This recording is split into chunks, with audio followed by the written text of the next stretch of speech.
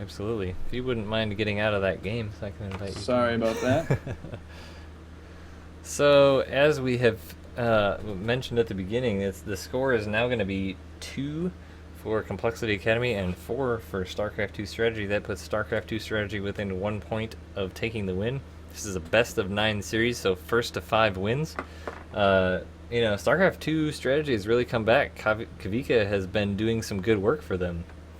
Absolutely. And tonight we're going to be seeing an interesting rule in this next game that's part of the rules for the tournament. It's only in the group stage, and it's called the Revive rule. Do you have information on that? Basically, if a team does not have enough players available, I believe is the circumstance, they're able to revive a player that's already been killed. In this case, it's going to be Complexity Academy's Pooh. Just getting our game set up here with the proper scores.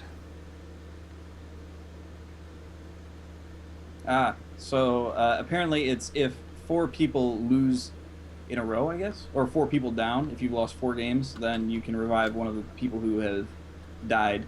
So if it's game point, basically, if your best player has already gone and gone out, then you can bring them back at the group stage. Cool. So we're going to see another. This is going to be a rematch between Kavika and Pooh. They met in game number 4, which was the first game after Pooh went on his winning streak of 2. Who he actually got the 2 wins so far for Complexity Academy.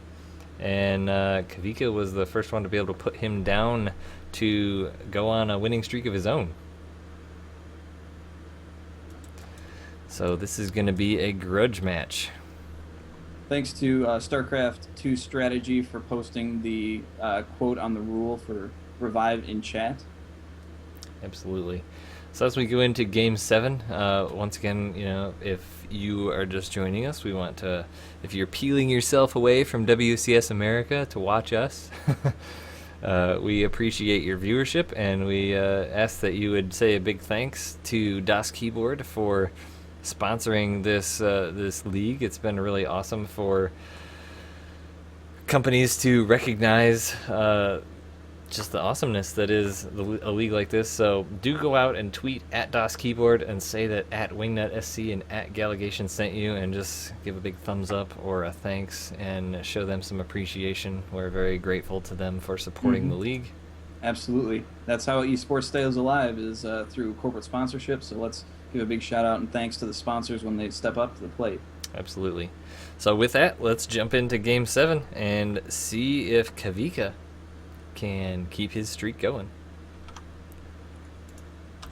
Game resumed. So in the upper left-hand corner of Whirlwind, we are going to have our Zerg from Starcraft2Strategy. His name is Kavika. And in the top right, the Protoss player using the Revive rule to get back in and have another shot at taking down a Kavika. It is Pooh. Pooh obviously saying sorry again for his words in Game 4. These clan wars can get a bit heated, but alas, everybody is just very friendly in this league so far. It's been awesome to cast everybody. It's been awesome to be in communication with everybody. We just thank everybody for being awesome, and things happen, emotions happen, as we saw earlier in esports. So it's always nice to be forgiving of people and just show some esports love, which these two guys are doing in this rematch. Absolutely. Sorry for that zoom action there. So as we saw in the previous games, Pooh likes his 1-gate expand. Kavika got a bit under his skin with the shenaniganry that he's been doing, which actually, I consider it cheese when it's an all-in goofiness, but Kavika has really put a lot of work into this, you can tell, because it transitions incredibly into his late early game and early mid game to be very safe against a lot of attacks and very strong, because when you do those kind of things, you can almost expect the Protoss to be pushing you back, because you're not going to be able to do a ton of damage. You absolutely have to in that position. You have to run in there and hope that you can catch them with their pants down. And Kavika wears a belt. That is the case, as we've seen in both games. When the Protoss opponent has come in to do that push, is almost had those roaches pop out almost immediately right then. We do see a little bit of a differentiation in this build from Kavika so far. He has a spawning pool down and there's no drone out on the map. I imagine it's because this map is so large. He has no idea where his opponent may be, but his Overlord is getting into the Protoss base right now. He is going to figure out that Pooh is up there. Yeah. See how he follows that up. And I wonder if that's how it played into the map selection of Pooh, knowing who he's going up against and what he experienced, to just pick the largest map possible. It seems like a really good strategy, frankly. He's done that. Steal the natural or put the hatch in the base every game that he's played so far, and so being able to disrupt that a little bit, maybe put him off of his best build, is probably a really good strategy for Pooh here. Yeah, absolutely. As it seems, both of these players are Grandmaster players. They've obviously put a lot of effort into these builds. As the Mothership Core pops out, it's going to, with the scouting of Pooh, have, by the process of elimination here shortly, once the probe goes into the lower left corner, know that, well, actually, he can see the Overlord right here, so he's going to know by the process of timing that Kavika is in the upper left-hand corner.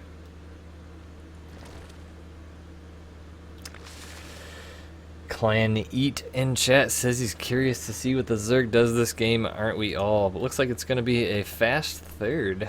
So Kavika taking the hatchery that he would normally put at his opponent's base and using it for some big macro style play.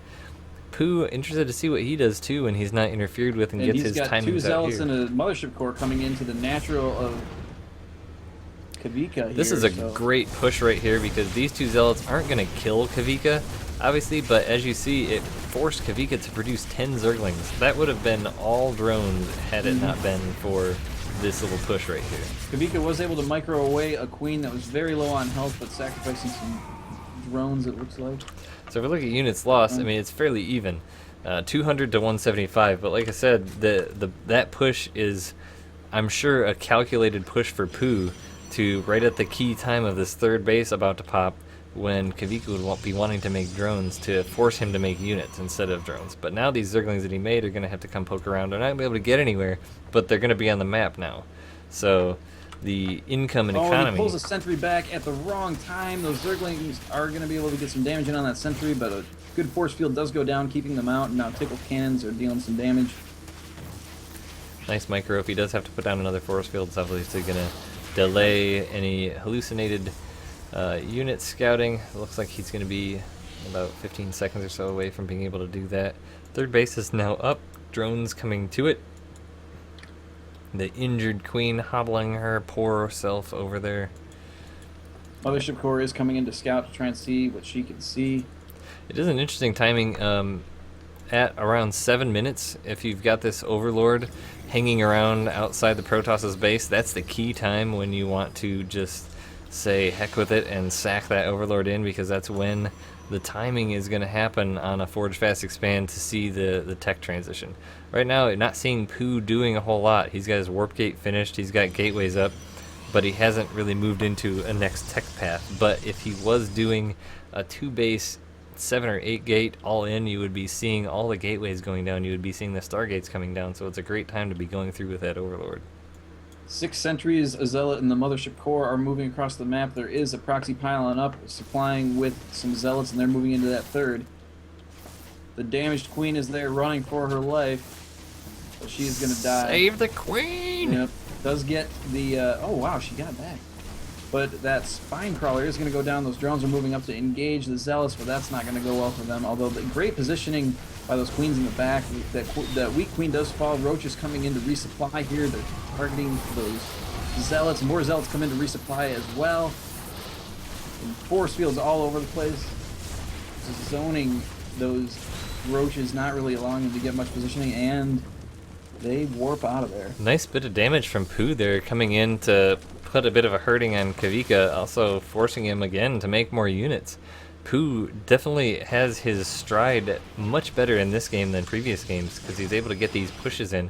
And from what we saw in game 1 and 2 with a Pooh against Rising Storm and a giant smurf, they both use these frequent pushes to keep Zerg on their toes so that they can't just sit back and just keep making drones, keep making upgrades to force them to make those units, spend that money, spend that gas, because the more units you can force Zerg to make in early game, the weaker they are in the mid game when they're stuck with a bunch of roaches when you've got a higher tech unit as the Protoss. Kavika is getting a bit of a roach swell here, moving across the map with a decent number, looks like 16.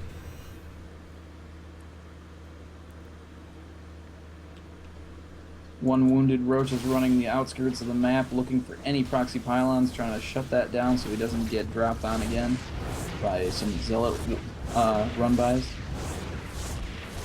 Now Spire is being made.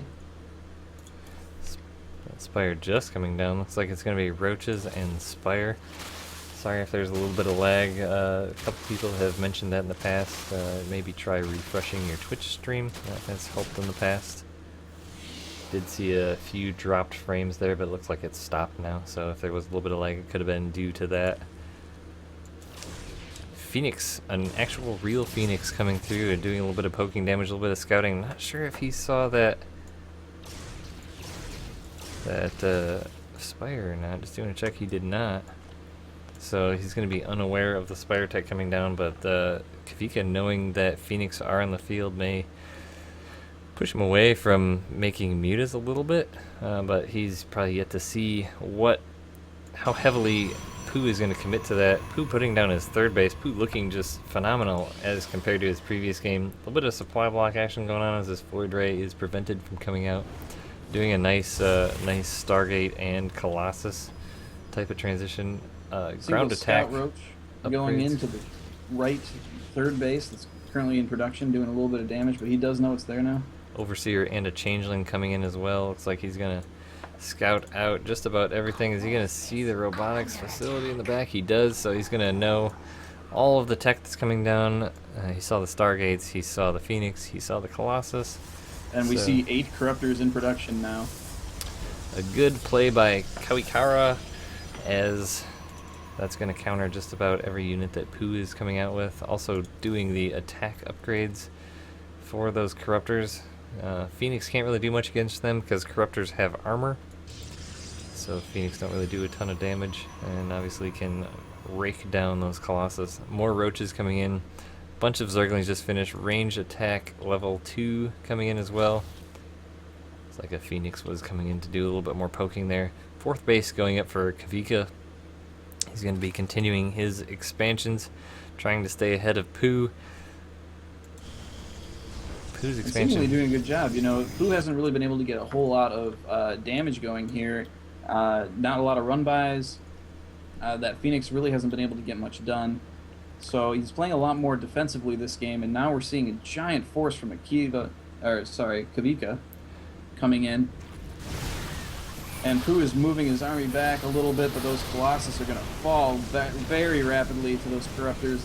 Those force fields were a little bit botched. Those roaches all got in, but now they're kind of sandwiched in them, but there's just not enough firepower from Pooh to be able to do much there, and GG, well played. GG indeed. So that is going to be the 5th win for Starcraft2Strategy. Congratulations to them for winning a game against a formidable opponent of Complexity Academy. We're actually going to be able to have the captain of Starcraft2Strategy join us here in just a second to talk about this match, talk about their strategy and what their plan was going forward and how they plan to go forward in the match.